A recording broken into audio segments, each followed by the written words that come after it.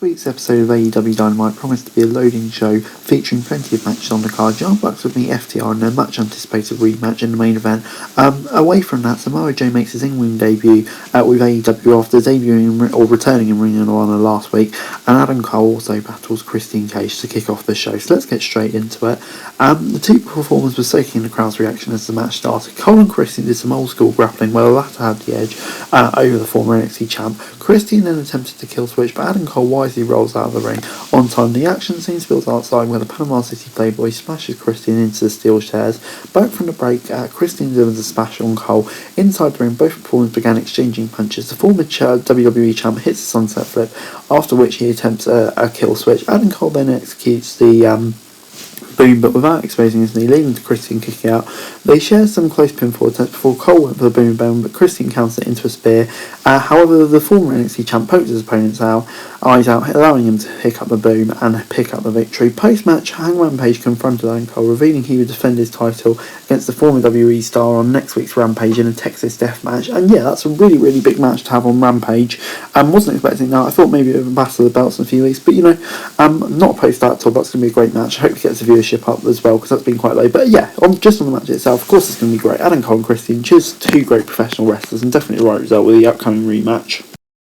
Samoa Joe then took on Max Caster, with Caster trash-talking Joe, leading to the latter dropping several punches. The former RH champion then delivers a top-rope suicida on Caster, who rolls outside to recollect himself. Back in the ring, the Acclaimed member tries fighting back, but the Samoan submission machine got him in a position and hit the Muscle Buster to get the win. Great to see the Muscle Buster back. And yeah, for a first showing for Joe, really, really good. Gets a 7 out of 10 from me. I'm just so happy to see Joe back wrestling, because truly some may still weave past it, but for me, he's still great. Before moments later, Jay Lethal and Sonjay Dutt appear on the Titan John, and they promise to give Samoa Joe a present on next week's episode of Dynamite. Interested to see what that is. But yeah, could be good following Supercard of Honor. Before we got Moxley, Danielson and Regal, who were backstage, with the latter seeming excited about Bryan's upcoming match with Trent and Moxley's with Wheeler. Before we got Shawn Spears versus Shawn Dean. The match began with Spears clearly in the driver's seat as he maltreats Dean. MJF on the commentary was bickers with Tony Schiavone and praises Spears. The former WWE star then hit a brutal neckbreaker, but breaks up the opponent pinfall to brutalise himself. The camera then reveals more Wardlow had gained entrance to the arena, taking down the security guards at the back. Mr. Mayhem then through the crowd, beating up the guards. However, the distraction allowed Shawn Dean to roll up Spears for the win. Wardlow laughs and walks away as MJF looks on in anger. Yeah, I just know the longer it went on, Shawn Dean was going to win this. For me, I just think Spears should have won this. Maybe you could have done the post-match shenanigans. So yeah, for that reason it gets a 5 out of 10 from me. Before backstage, Fresh Friends tensions further escalated, with Trent and Wheeler almost coming to blows. It's coming for Wheeler, I think, in the Blackpool Combat Club. Before the commentators brawl and reveal the footage of a backstage brawl between Jericho Appreciation Society and Kingston and Proud and Powerful. It ends with Jericho and the crew escaping their car. Inside the ring, the Mad King put all members of the JS on notice, warning them to take them down. Santana and Ortiz also fire their rivals, challenging them to a 6-man match next week. Before Jade Cargill introduced her baddie section, a group of women sitting in front of Dynamite. Cargill and Mark Sterling then took shots at Marina Shafir here, who will likely be the next opponent. And yeah, like I said, I'm really looking forward to that match. Before backstage, MJF challenged Shawn Dean to a match next week and asked Wardlow to show up. The forum mentions that there will be double the security at the arena. Could you imagine if Shawn Dean beats MJF? It'll be interesting to see what happens though. But next up was the Butcher and the Blade versus the Hardy Boys. Hardy and Blade, and the Blade started things off inside the ring, with the latter attempting to smash Hardy into a table, but ends up crashing himself. Jeff and Matt then lay down the Butcher with a double DDT. The charismatic Enigma then goes to the top rope for a Swanton Bomb, but the Blade pulls him down. The Butcher and Blade then drive him into the table. During the break, the Blade brutalises Matt while the Butcher beats down Jeff on the outside. Matt starts attacking the Butcher with a chair, then sets him up on the table back to the live broadcast. The WWE legend then goes to the top rope, from where he eliminates the Butcher, taking him out of the match. However, he and the Blade collectively take down Matt Hardy, taking the veteran performer down with a double suplex on the concrete. Hardy then finds his way back into the match, attacking the Butcher, and Matt recovers and hits to its fate. The Hardy Boys then set up 2 tables, placing the Blade on them. Jeff Hardy climbs the chair, where he delivers a jaw-dropping senton bomb, and Jeff Hardy's still just a crazy fun, and yeah, this was really enjoyable. And we got some post-match stuff when Andrade, accompanied by the Bunny Private Party, and Jose comes out. However, they were soon interrupted by Sting, who took down Casting Quen with his bat. But yeah, like I said, this was really impressive. Jeff Hardy, man, still got it. Still great stuff. 7 out of 10 from me. Really enjoyable stuff. Backstage, the tag champs reveal they'll be facing Redragon on next week's Dynamite before Tony Storm offered a handshake to Jamie Hayter in a backstage segment. The latter declined, saying she will win the Owen Hart tournament.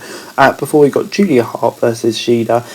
Moments after the match started, Hart signalled Perlman and Griff Garrison's clear ring. The action scene started to the outside where Shida hit a kick on Hart. Back from the break, the former women's champion then hit punches, and Shida took to the top rope from where she hit a suplex for a close count. Moments later, Shida hit the spinning knee and followed out with a Falcon Arrow to get a pretty dominant win. Post-match, Dee comes out behind with a steel chair in her hand and stares down Shida, who was holding the kendo stick. And yeah, building up to the final match potentially, I wouldn't be opposed to it because, of course, all those matches so far have been great. But yeah, let's get a 6 out of 10 from me. It was okay, nothing too much to write home about, but still the early rounds of the tournament. Backstage, Hobbs and Starks attacked Strickland, but Keith Lee showed up just in time to set them down. I thought I was watching Rampage for a second. Before we got Young Bucks FDR 2. Still can't believe this was happening on Dynamite. Cash Wheeler and Matt Jackson started things off on Dynamite with fun back and forth reversals. The sold out crowd were loudly cheering for FDR and the Young Bucks. Nick Jackson and Dax Hart would later tag in, trading some quick reversals. Wheeler and Hart would then lock in the sharpshooter, but the Young Bucks somehow managed to break it out. Nick and Matt then isolate Wheeler, methodically wearing him down.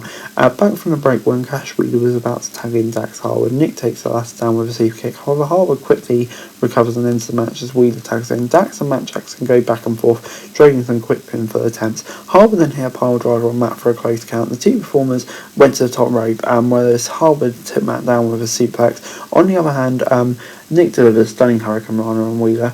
Dax Harwood then hit a brainbuster on Matt and to the outside. The Young Bucks then hit a low blow on Cash, after which they hit a big rig. However, Wheeler kicked out of two, much to the shock of the Young Bucks. Matt Jackson then hit a moonsault on Wheeler, but the latter kicks out again. Nick Jackson then tries to use the ROH title to attack Wheeler, but Harwood stopped him just in time. The Young Bucks then hit a super kick on Harwood, leaving Wheeler alone in the ring with the Young Bucks, and they hit the BTE trigger, but the latter manages to reach the ropes and break the pinfall attempt. Harwood then found his way into the match as he takes down Nick with a tombstone. Harwood then and Wheeler then hit a BTE trigger, followed by the big rig for a massive win on Dynamite.